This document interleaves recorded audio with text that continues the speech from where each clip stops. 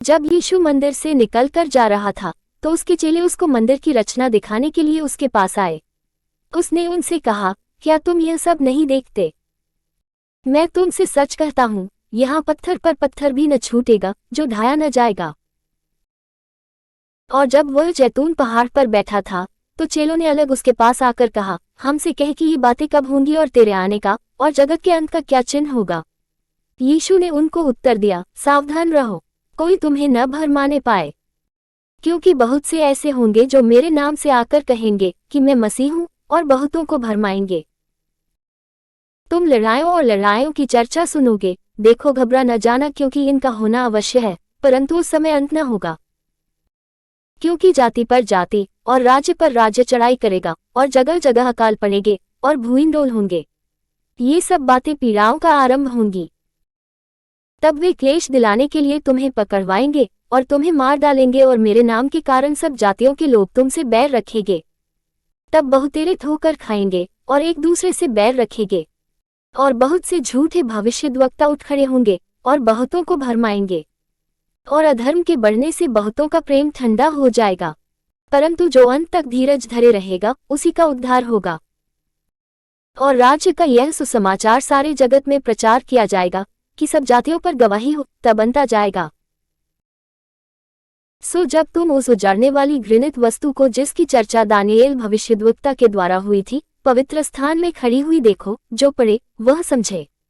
तब जो यहूदिया में हो वे पहाड़ों पर भाग जाएं, जो कोठे पर हो वह अपने घर में से सामान लेने को न उतरे, और जो खेत में हो वह अपना कपड़ा लेने को पीछे न लौटे। उन दिनों में जो गर्भवती और दूध पिलाती होंगी उनके लिए हाय हाय। और प्रार्थना किया करो कि तुम्हें जाड़े में या सबत के दिन भागना न पड़े, क्योंकि उस समय ऐसा भारी क्लेश होगा जैसा जगत के आरंभ से न अब तक हुआ और न कभी होगा। और यदि वे दिन घटाए न जाते तो कोई प्राणी न बचता, परंतु चुने हुओं के कारण वे दिन घटाए जाएंगे। उस समय यदि कोई तुमसे कहे कि देखो मसीह यहाँ है या वहाँ है, तो प्रतीति न करना, क्योंकि झूठे मसीह और झूठे भविष्यद्वक्ता उठ खड़े होंगे और बड़े चिन्ह और अद्भुत काम दिखाएंगे कि यदि हो सके तो चुने हुओं को भी भरमा दें। देखो, मैंने पहले से तुमसे यह सब कुछ कह दिया है। इसलिए यदि वे तुमसे कहें, देखो वह जंगल में है, तो बाहर न निकल जाना, देखो वह कोठरियों में है, तो प्रतीति न करना। क्योंकि जैसे बिजली पूर्व से निकलकर पश्चिम तक चमकती जाती है, वैसा ही मनुष्य के पुत्र का भी आना होगा। जहां लोथ हो वहीं गिद्ध इकट्ठे होंगे।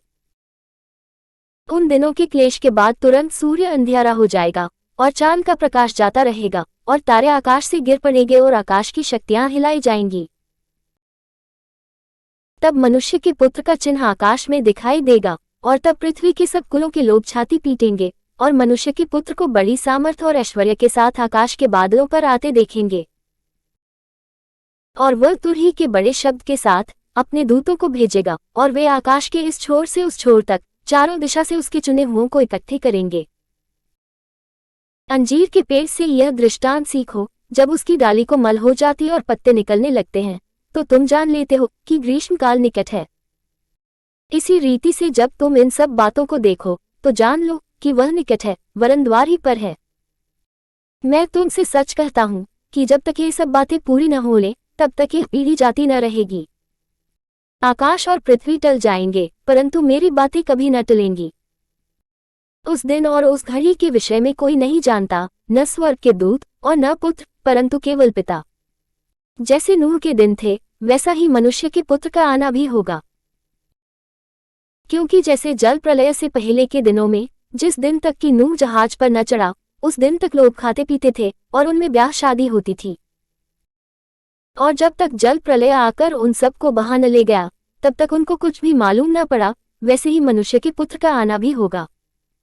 उस समय दो जन खेत में होंगे, एक ले लिया जाएगा और दूसरा छोड़ दिया जाएगा। दो स्त्रियां चक्की पीसती रहेंगी, एक ले ली जाएगी और दूसरी छोड़ दी जाएगी।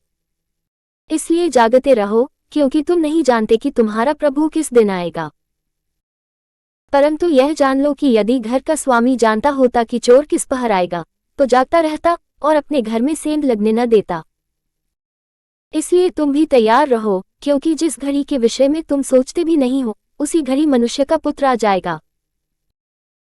सो वह विश्वासयोग्य और बुद्धिमान दास कौन है जिसे स्वामी ने अपने नौकर चाकरों पर सरदार ठहराया कि समय पर उन्हें भोजन दे। धन्य है वह दास जिसे उसका स्वामी आकर ऐसा की करते पाए।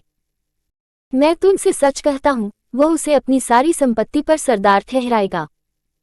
परंतु यदि वह दुष्ट दास सोचने लगे कि मेरे स्वामी के आने में देर है और अपने साथी दासों को पीटने लगे और पियक्कड़ों के साथ खाए पिए, तो उस दास का स्वामी ऐसे दिन आएगा जब वह उसकी बात न जोहता हो और ऐसी घड़ी की वह न जानता हो और उसे भारी ताड़ना देकर उसका भाग कपटियों के साथ ठहराएगा। वहां रोना और दांत पीसना होगा।